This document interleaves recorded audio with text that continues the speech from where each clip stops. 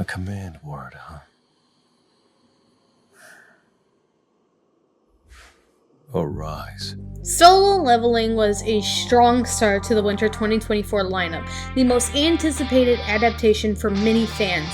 As a longtime fan of the manhwa, I couldn't wait to see it come alive. I had even streamed the manhwa for quite some time until, let's just say, copyright exists.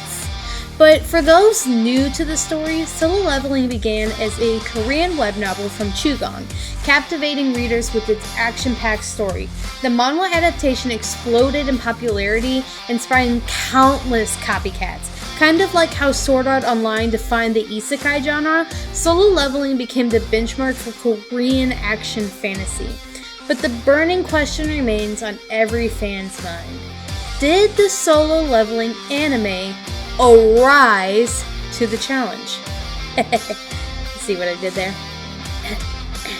Solo Leveling might seem like a straightforward power-up story on the surface, but beneath the flashy fights and plot, there's a deeper narrative waiting to be explored. The story centers around Sung Jin-woo, a down-on-his-luck E-rank hunter, the weakest of the weak in a world where humanity relies on these awakened individuals to fight monsters that emerge from mysterious portals called gates. Jin-woo's life takes a dramatic turn when he awakens to a mysterious program called the System, granting him the unique ability to level up and gain unimaginable power unlike any other hunter. This newfound power sets Jin-woo on a path to unravel the secrets of the system, the dungeons, and the very purpose behind the monstrous threat.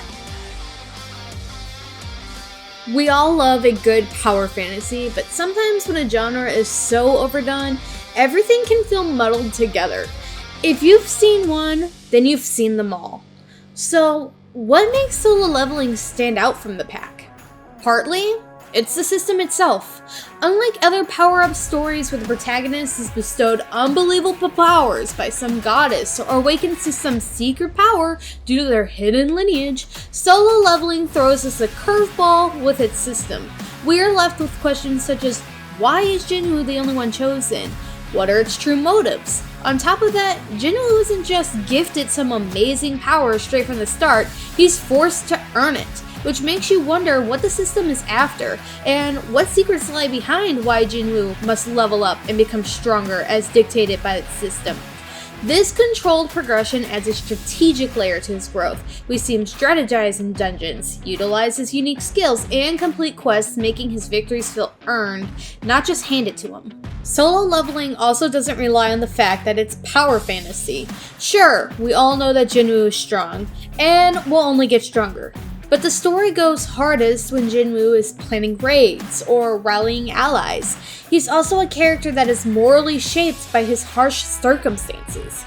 Despite his E-rank status, Jinwoo demonstrates strong morals. It may not be aligned with our own morals, but they are strong nonetheless. He tirelessly provides for his family, even taking on dangerous dungeon runs to support his mother and sister. The world as very much not being fair to Jinwoo.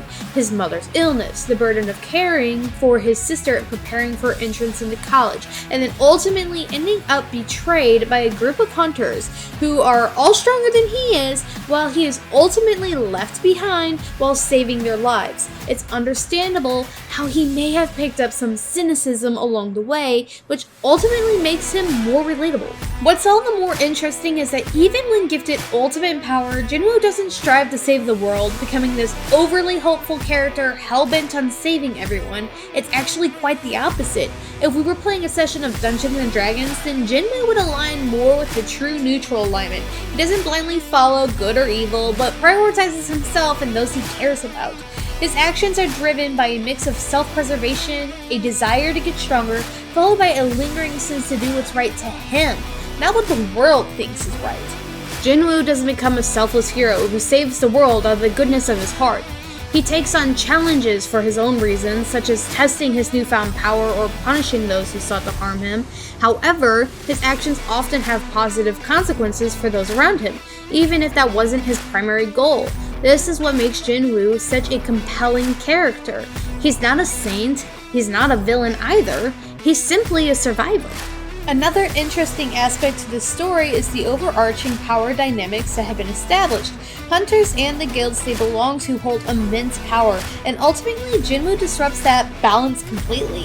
Jinwoo operates on his own terms, which creates an interesting dynamic as established powers seek to control and exploit him.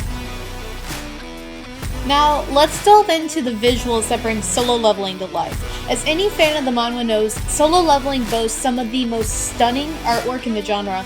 The level of detail, the character designs, the breathtaking landscapes. It's no wonder fans were worried about how this would translate to animation. A single manhwa panel can be a work of art, meticulously crafted with intricate details that capture the world and the characters perfectly. Thankfully, A1 Pictures stepped up to the challenge and delivered a visually impressive adaptation. The animation style leans towards a clean and functional approach, focusing on capturing the key moments of the story. Where it really shines is during the action sequences. Dazzling special effects, and however, it's important to be realistic.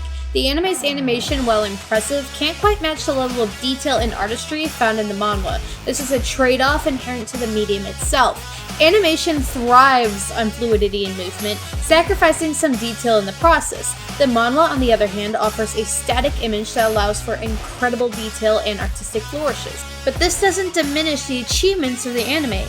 A1 Pictures deserves credit for delivering a visually engaging adaptation. They understand the importance of capturing the core elements of Solo Leveling's art style.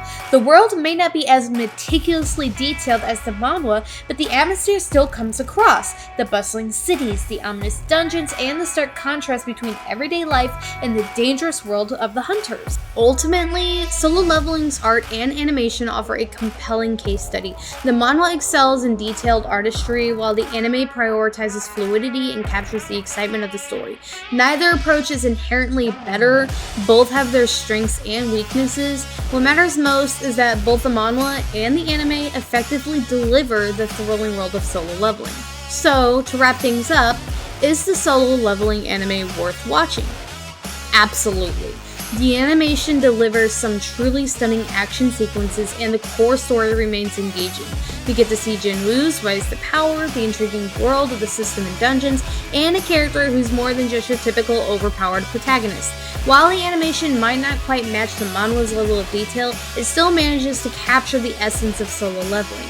Now, if you're a die-hard manhwa fan, you might miss some of the finer details and story beats, but for those new to Solo Leveling, the anime offers a fantastic entry point into this thrilling world. And who knows, you might just find yourself wanting to delve into the manhwa to experience the full story in all its detailed glory.